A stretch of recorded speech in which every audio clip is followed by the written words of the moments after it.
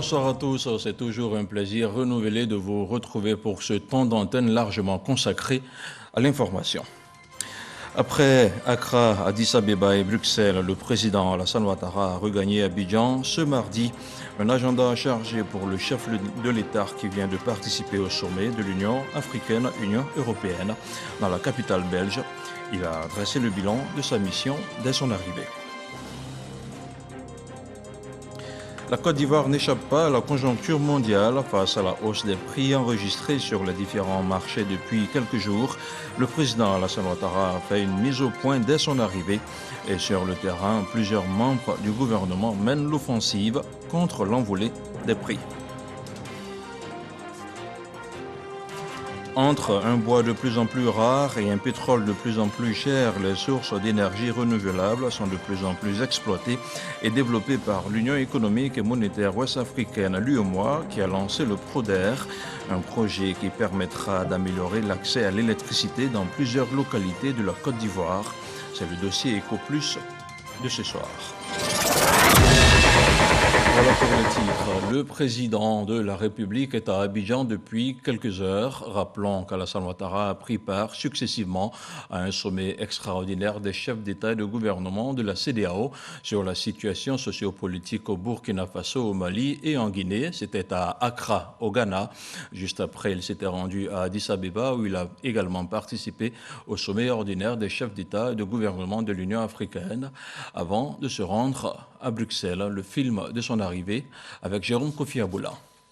Je viens de rentrer d'une mission qui m'a amené successivement à Accra pour un sommet extraordinaire de la CEDEAO et puis à Addis Abeba pour le sommet ordinaire de l'Union africaine et enfin à Bruxelles pour une visite de travail et le 6e sommet ordinaire de l'Union africaine, l'Union européenne.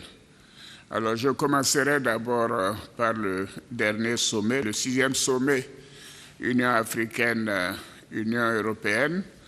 J'étais accompagné par plusieurs membres du gouvernement, dont Madame la ministre d'État Kandia Camara, les membres du cabinet présidentiel, dont le ministre directeur de cabinet Fidel Sarasoro, Ali Koulibaly, ainsi que plusieurs ministres sectoriels, en raison des différents points à l'ordre du jour, que ce soit les questions de financement avec le ministre des Finances, questions d'agriculture avec le ministre d'État, ministre de l'Agriculture, les questions de commerce avec le ministre du Commerce et ainsi de suite.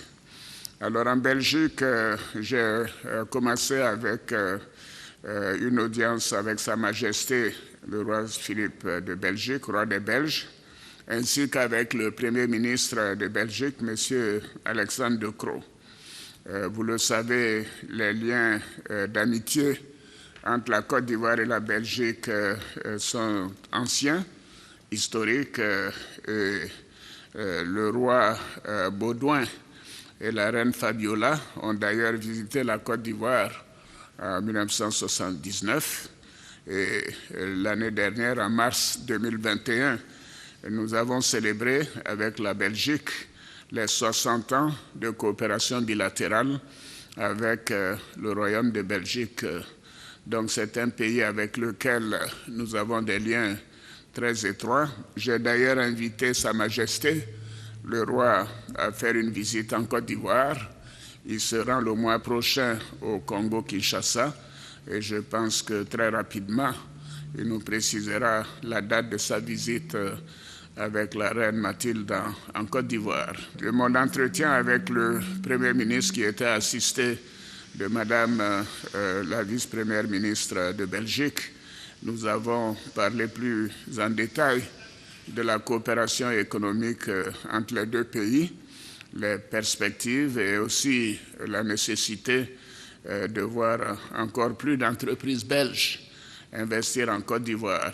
Et nous avons également parlé de la COVID-19 et la possibilité pour les entreprises belges fabricants de vaccins d'installer une usine de fabrication de vaccins en Côte d'Ivoire.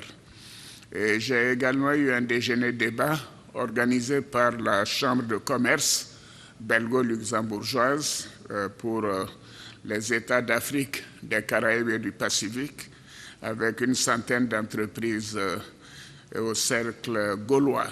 C'est un endroit où j'ai déjà eu à rencontrer les entreprises belges en 2011 à la sortie de crise. Et bien évidemment, nous sommes tous réjouis de voir que la Côte d'Ivoire était passée d'un état de délabrement, donc d'insécurité, à un état prospère et en pleine croissance. Et je leur ai fait le bilan des 10 dernières années, comment la richesse nationale a augmenté, comment le taux de pauvreté a été réduit, et également quelles sont les perspectives. Et surtout, je les ai rassurés que nous continuerons de mener une politique macroéconomique de stabilité, de croissance, de réduction de la pauvreté. Et j'ai demandé aux hommes d'affaires belges et luxembourgeois de continuer d'investir en Côte d'Ivoire, et surtout pour la transformation de nos produits tels que le cacao, l'anacarde, l'EVA et bien évidemment d'autres produits. Et j'ai rencontré de nombreux entrepreneurs et je crois que les perspectives sont bonnes pour continuer donc la bonne coopération et le bon degré d'investissement des entreprises belges en Côte d'Ivoire. Et je dois signaler que la Belgique est le deuxième investisseur européen en Côte d'Ivoire. La Belgique vient immédiatement après la France.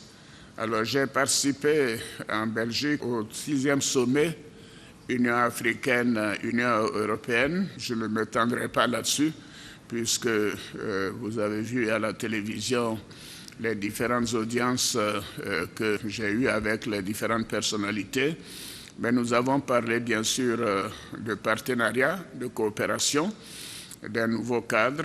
Et également, nous nous sommes mis d'accord que la Covid avait été un désastre en 2020 et 2021 et que tout devait être mis en œuvre pour que 2022 soit une année de bonne croissance en Europe comme sur le continent africain. Nous avons parlé de financement. L'Union européenne envisage un financement de 150 milliards de francs CFA entre maintenant et 2030. Je crois que la grande partie sera par le secteur privé. Et nous avons longuement discuté de la nécessité de mettre à disposition des pays africains un autre montant de droits de tirage spéciaux du Fonds monétaire international. Vous savez que 30 milliards ont été mis à la disposition des banques centrales l'année dernière. Pour le moment, les pays du G20 qui vont contribuer à un fonds fiduciaire auprès du Fonds monétaire international sont à 55 milliards d'approvisionnement et nous souhaitons que ce montant puisse être porté à 100 milliards. Et nous avons proposé à la directrice générale du Fonds monétaire que nous avons rencontré que ce montant puisse être décaissé assez rapidement, en tout cas si possible, avant la fin de cette année. Le sommet lui-même a été coprésidé par le président Charles Michel, qui est le président donc, du Conseil européen, le président Macron, qui est le président de la conférence des chefs d'État de l'Union européenne, et le président Macky Sall. Les thèmes, j'en ai déjà parlé, surtout en ce qui concerne la Covid. Il y avait plusieurs tables rondes. J'ai participé à la première table ronde sur le financement et donc le partenariat et la croissance des économies africaines.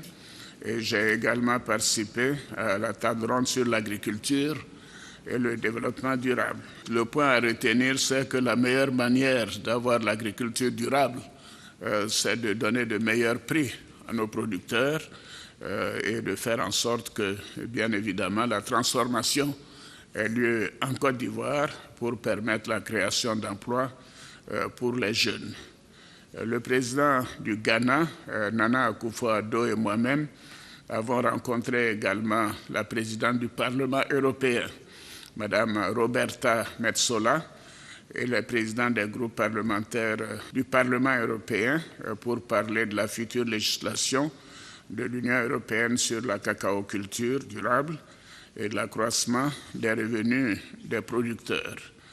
Alors, j'ai également rencontré plusieurs autres personnalités à cette occasion. Le président du Conseil européen, M. Charles Michel, la commissaire européenne aux partenariats internationaux, Mme Jutta Urpilainen, le président de la Banque européenne d'investissement, M. Werner Hoyer, le président directeur général de Sea Invest, qui investit en Côte d'Ivoire, M. Philippe Van de Wider, et le secrétaire général de l'Organisation des États d'Afrique, des Caraïbes et du Pacifique. Voilà donc pour le séjour à Bruxelles. Alors, en remontant en amont, avant Bruxelles, j'étais au 35e sommet ordinaire des chefs d'État et de gouvernement de l'Union africaine et plusieurs chefs d'État étaient présents. Et c'était une très bonne chose puisque, vous le savez, l'Éthiopie traverse une période difficile avec une des provinces, le Tigré, où il y a des problèmes actuellement. La pacification de ce pays est quelque chose que nous appelons de tous nos voeux. Alors, le thème pour lequel nous avons fait le déplacement, renforcer la sécurité alimentaire, accélérer le développement du capital humain, social et économique dans le continent africain. Ce thème nous tenait à cœur puisque nous avons ici un centre pour la nutrition et donc ce thème a été retenu par le sommet et l'année 2022 sera consacrée donc à la question de la nutrition. Le sommet a vu la désignation du président Macky Sall, le président de la République du Sénégal, comme président pour l'année 2022, en remplacement de Félix Tshisekedi, de la République démocratique du Congo. Voilà, le sommet a été une occasion également de nous concerter et de préparer le sommet Union européenne-Union africaine. Et je trouve que c'était une bonne occasion. Et ceci m'a permis de rencontrer également plusieurs chefs d'État. D'abord la présidente d'Éthiopie, Mme Zewde Sahle-Work, le président Denis Sassou Nguesso du Congo-Brazzaville et le président Faustin Ange Touadéra, le président de la République centrafricaine. Nous avons parlé des questions bilatérales et aussi des questions régionales. Et avant d'aller à Addis Abeba, j'ai fait une escale à Accra pour le sommet extraordinaire de la CEDEAO sur la situation politique au Burkina Faso, en Guinée et au Mali. Là, vous connaissez également les résultats et nous continuons d'être en contact avec ces pays frères pour les encourager à un retour à l'ordre constitutionnel dans les meilleurs délais, l'intérêt bien sûr des populations et de notre sous-région. Voilà, comme vous le voyez, c'était une absence assez longue. La mission a été particulièrement fructueuse. Je m'en réjouis, mais je suis très heureux d'être de retour et de pouvoir présider le Conseil des ministres.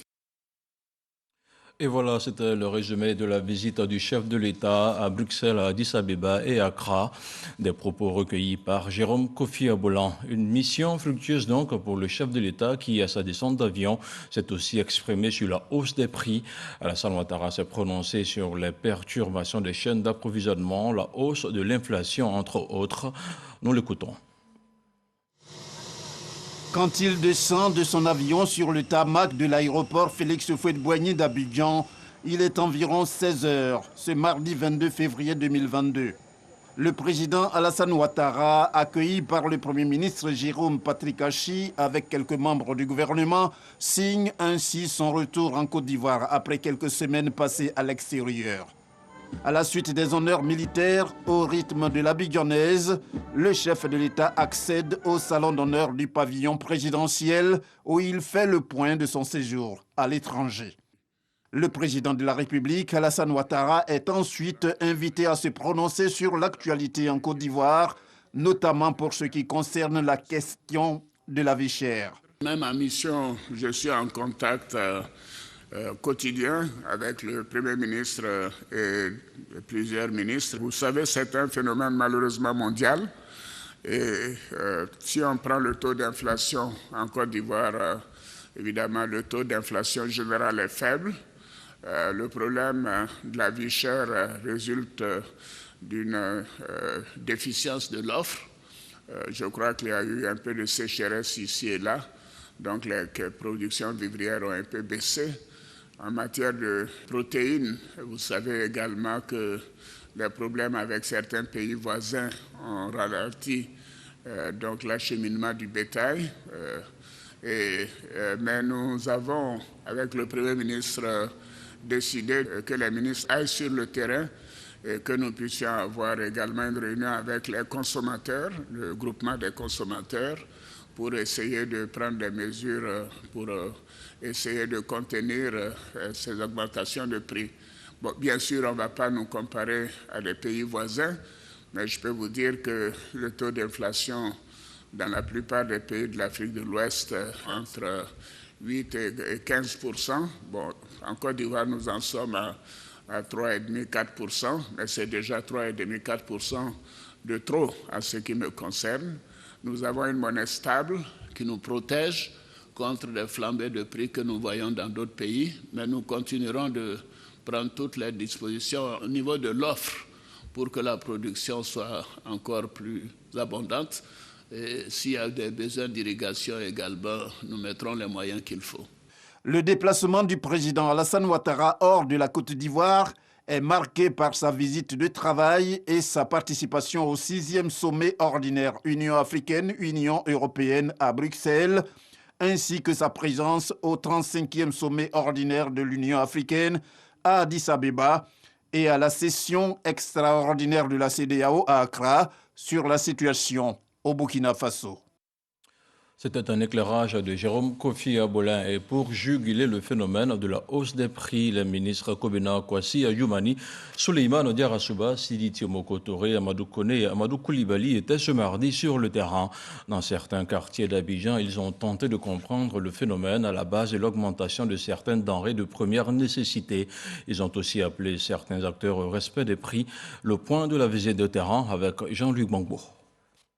Ils étaient 5 ministres à descendre sur le terrain pour se faire leur propre idée de l'augmentation des prix de certains produits de grande consommation. Une visite synchronisée qui les a amenés d'abord chez l'un des fabricants d'huile de table, l'un des produits touchés par la hausse des prix. Une hausse dont les responsables de l'usine ont essayé de situer l'origine. Aujourd'hui, la tonne d'huile de palme brute est à $1 600 la tonne et en début d'année, elle était à peut-être 1 200. Et avant, c'était encore moins, ainsi de suite. Donc aujourd'hui, on est à un niveau qui a vraiment été vu. Après une visite de l'usine et de l'outil de production, les ministres se sont fondus dans les travées du marché de Selmer à Yopougon, accueillis par les complaintes des vendeuses, elles-mêmes dépassées par la hausse des prix. Échanges engagés, plaidoyer et écoute. Une véritable immersion dans le monde du commerce que les membres du gouvernement ont poursuivi en supermarché, toujours dans la commune de Yopougon. Une visite qui leur a permis de tirer plusieurs enseignements. La problématique de la cherté de la vie est une problématique nationale à laquelle chacun doit s'attaquer. Et chaque acteur, commerçant ou pas, doit pouvoir jouer sa partition pour, bien sûr, le bien du panier de la ménagère. Donc nous invitons vraiment toute la population à un civisme sur ce secteur. C'est vrai qu'au niveau des marchés, nous avons constaté un peu de surenchère ici et là sur les prix, compte tenu en fait des prix additionnels qu'on ajoute par rapport au transport ou pour d'autres raisons. Mais globalement, je pense que c'est un élément de satisfaction par rapport au respect des prix. Des enseignements, mais également des propositions de solutions. Je crois qu'aujourd'hui, nous devons axer notre politique sur la production locale pour que nous puissions être autosuffisants en protéines végétales.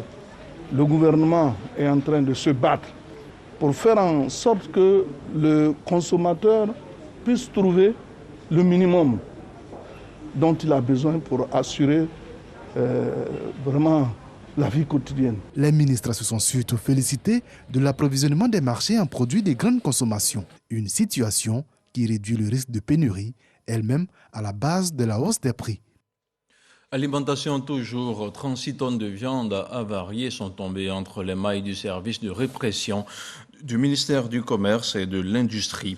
Une cargaison détruite et aussitôt enfouie. L'opération s'est déroulée vendredi dernier dans la localité de Kosiwan, à environ 50 km d'Abidjan. En 2019, l'Union économique et monétaire ouest-africaine chiffrait à 43% le taux d'accès à l'électricité au sein de ses pays membres, un taux nettement supérieur aux 17% relevés en 2008. Malgré cette amélioration, l'offre devra de nouveau être relevée dans la zone franc. Et pour atteindre ces objectifs, l'UEMOA a mis en place le PRODER, le projet régional de développement des énergies renouvelables et de l'efficacité énergétique. Il consiste à installer dans les zones rurales des mini-centrales solaires photovoltaïques afin de les alimenter en électricité. En Côte d'Ivoire, ce sont au moins 7 localités qui vont en bénéficier. C'est le focus de ce soir dans le dossier EcoPlus, un dossier réalisé par Mahama Traoré.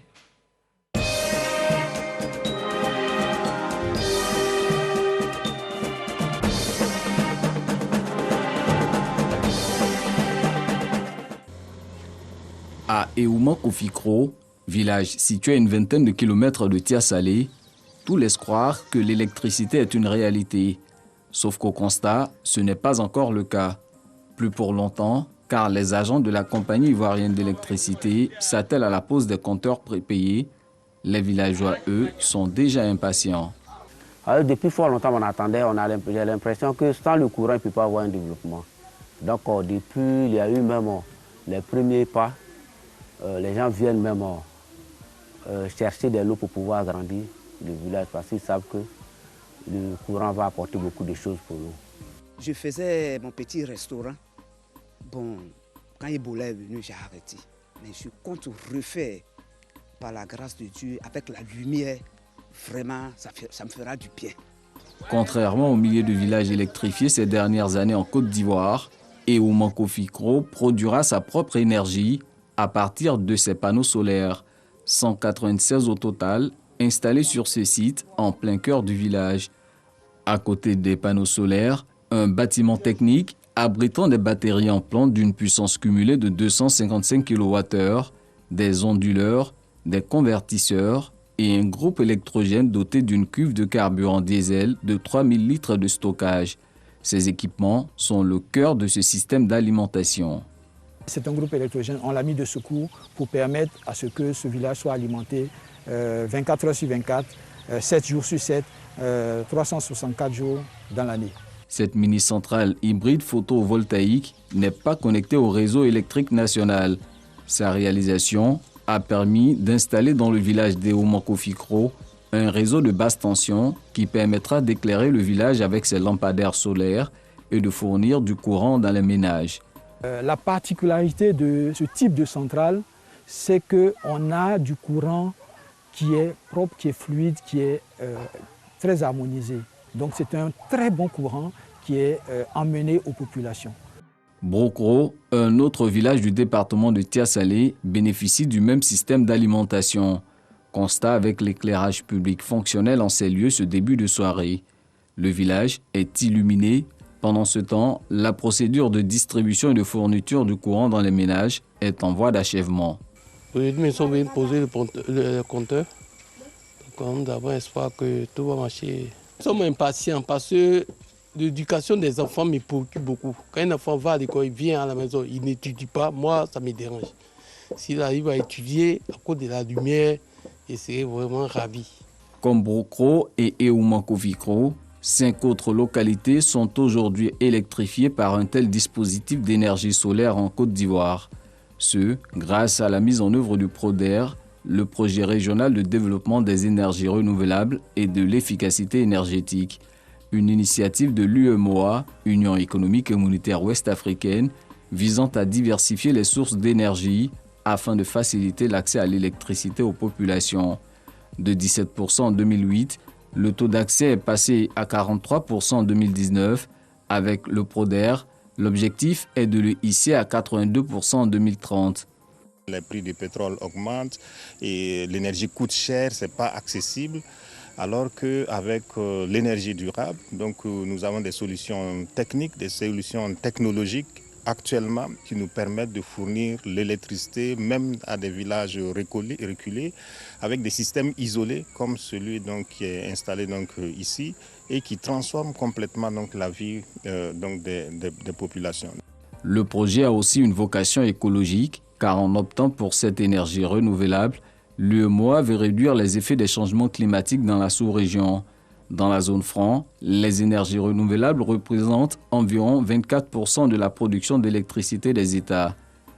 Une proportion que veut accroître le PRODER à 82% d'ici à 2030, ce qui est en cohérence avec l'engagement pris par la Côte d'Ivoire lors de la dernière conférence des parties sur le climat à Glasgow en Écosse, de porter la part des énergies renouvelables à 45% dans le parc de production. Cependant, le véritable défi sera de pérenniser cette expérience. Nos techniciens vont bénéficier de formations adaptées à la maintenance de ces équipements-là. Pour l'entretien des panneaux, l'UEMOA a bien voulu encore nous soutenir avec un financement qui va permettre, dans les localités où on n'a pas l'eau courante, de faire des petits forages. Et cette eau-là va servir à faire l'entretien des panneaux. Pour faire du PRODER une réalité en Côte d'Ivoire, l'UEMOA a dépensé plus de 2 milliards de francs CFA. Ces ressources propres ont servi à réaliser le dispositif d'alimentation solaire et les réseaux de distribution dans les villages bénéficiaires. L'initiative prend aussi en charge la pose des compteurs et les installations électriques dans les ménages. Électrification rurale, une initiative de l'UEMOA, un dossier de Mahama Traoré à revoir sur RTI 1. On se rend maintenant à l'Assemblée nationale où le président par intérim recevait en audience les ambassadeurs de la République fédérale d'Allemagne et du Royaume du Maroc. Au cœur des échanges, le renforcement des relations entre ces pays et la Côte d'Ivoire. C'est un compte-rendu d'Éric Goré. Ingo Herbert, ambassadeur de la République fédérale de l'Allemagne, échange avec Adama Bictogo, président par intérim de l'Assemblée nationale de Côte d'Ivoire. Ces deux personnalités partagent une vision, consolider à leur niveau les relations entre la Côte d'Ivoire et l'Allemagne. L'ambassadeur de la République fédérale de l'Allemagne a une approche innovante pour booster les rapports entre les deux pays. Renforcer des liens, pas seulement entre les gouvernements. Les relations officielles sont amicales et bonnes, mais aussi entre des institutions comme le Parlement. Et là, par exemple, on est en train de créer au Parlement allemand aussi un groupe parlementaire pour l'Afrique de l'Ouest. Et je sais aussi ici, il y a une initiative pour créer un groupe parlementaire ivoiro-allemand. Il y a donc des dossiers en suspens, il y a des visites en suspens. Et la Côte d'Ivoire, par sa position, par sa force économique dans la sous-région, se doit d'être présente partout. C'est dans cette disposition que s'inscrit aussi l'ambassadeur du Royaume du Maroc. Abdelmalek Kettani est venu échanger avec le président par intérim de l'Assemblée nationale. Nous avons convenu avec M. le président par intérim et l'équipe qui l'accompagne de créer bientôt un groupe d'amitié parlementaire ivoiro-marocain qui permettra le renforcement de cette relation et aussi le développement de projets communs qui seront certainement d'un très grand bénéfice pour nos deux pays. Pour que nos deux parlements se côtoient, d'ailleurs on s'est rendu compte que tout le caractère administratif, la mise en œuvre de la politique administrative de l'Assemblée s'est faite de façon accompagnée par le Parlement marocain. Donc nous avons envisagé une visite au Parlement marocain et une réception aussi du président du Parlement marocain en Côte d'Ivoire. La Côte d'Ivoire réaffirme ses bons rapports à tous les niveaux avec les pays du monde entier et reste attachée à ses principes. À Yamoussoukro, une délégation, selon le garde des Sceaux, ministre de la Justice et des Droits de l'Homme, était devant les sénateurs. Sanson Kambili a présenté devant la Commission des Affaires générales institutionnelles et des collectivités territoriales 7 projets de loi, des projets qui viennent à modifier le code de procédure pénale et qui touchent à certaines institutions de notre pays. On fait le point avec Kader Sogodogo. Journée chargée pour le garde des Sceaux, ministre de la Justice et des Droits de l'Homme, Sanson Kambili. Il est porteur, au nom du président de la République, de 7 projets de loi. La modification de la loi de 2018 portant code de procédure pénale pour répondre à des besoins nouveaux. La création et les attributions du pôle pénal économique et financier pour mieux prévenir et combattre la corruption, le blanchiment de capitaux et les autres infractions financières. Des unités spécialisées de police et de gendarmerie seront mises à la disposition de ce pôle.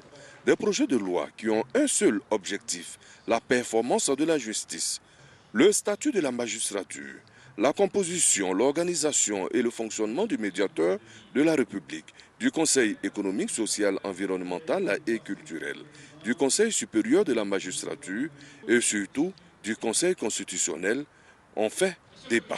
La Constitution du 8 novembre 2016 a prévu la composition de ce Conseil constitutionnel.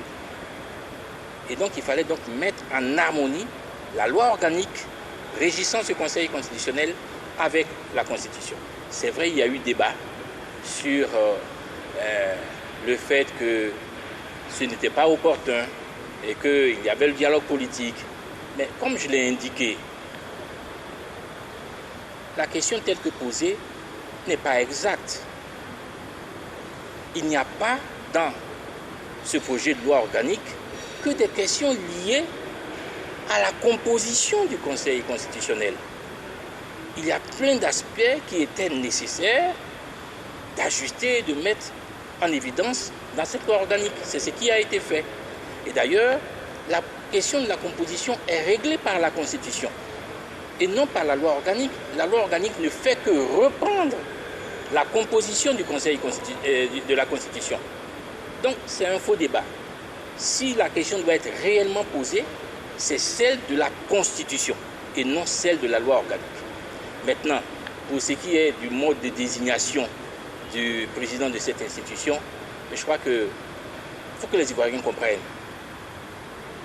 Ce ne sont pas des Martiens qui viendront diriger nos institutions. Ce sont des Ivoiriens.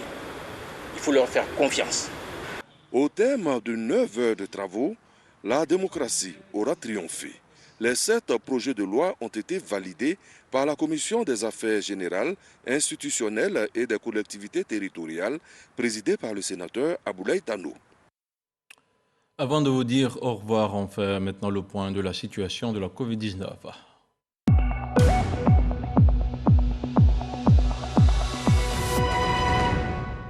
Le ministère de la Santé, de l'Hygiène publique et de la couverture maladie universelle a enregistré ce mardi 22 février 2022 23 nouveaux cas de Covid-19 sur 2371 échantillons prélevés, soit 1% de cas positifs, 184 guéris et 0 décès. À la date du 22 février, la Côte d'Ivoire compte donc 81 397 cas confirmés, dont 79 469 personnes guéries, 791 décès et 1128 cas actifs. Le nombre total d'échantillons est d'1 403 648. Le 21 février, 73 622 vaccins ont été administrés, soit un total de 9 966 822 doses du 1er mars 2021 au 21 février 2022. Le ministre de la Santé, de l'Hygiène publique et de la couverture maladie universelle invite toutes les personnes de plus de 18 ans à se faire vacciner dans les centres dédiés. Il rappelle que le vaccin contre la Covid-19 est gratuit et volontaire. L'information officielle, c'est sur RTI 1. Demain, l'agenda du chef de l'État prévoit la tenue d'un conseil des ministres qui se tiendra au palais de la présidence de la République à 11h GMT. Bonsoir et que la paix soit avec vous.